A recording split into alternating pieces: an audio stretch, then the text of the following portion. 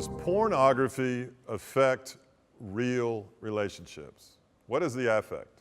Well, the answer is yes, as you've heard in other videos. Let's list them. People involved with pornography have a lesser degree of empathy. What is empathy? The ability to feel another's pain. Why?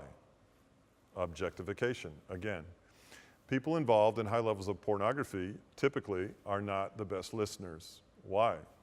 They're looking at images that don't speak.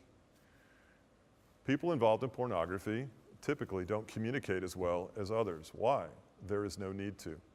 When you looked at the stats in another video of how much time college males are spending investing their life in pornography and exposure to it, that's that much time, like we said in that video, a part-time job, that they're not communicating.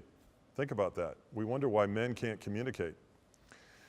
People involved in pornography have a hesitation in making commitments to other people in life. Why? The images in which they view ask nothing of them. Pornography exposure can lend itself to an absence of depth in our relationships. Why?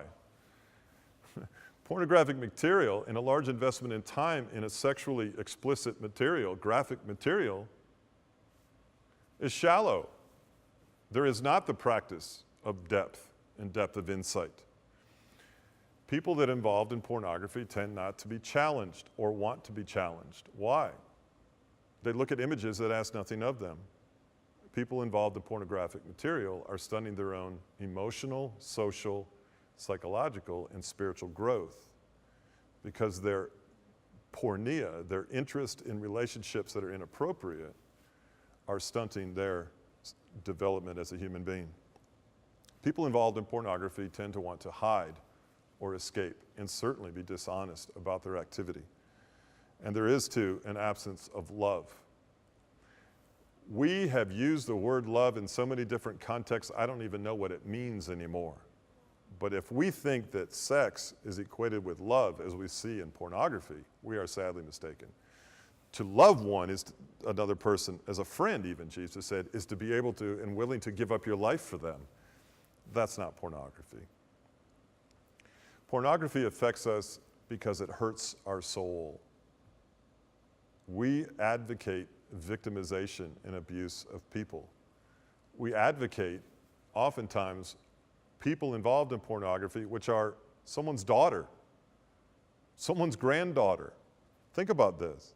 An orphan, someone who's been abducted, someone who's been purchased, someone who's been threatened, someone who desperately is looking for some sort of direction in life.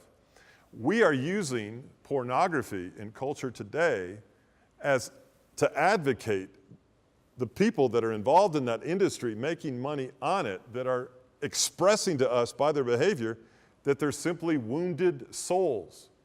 We're at that point where I'm asking you to look at something objectively again. Don't take at face value what culture says about it. Go a step deeper and think through this for a moment.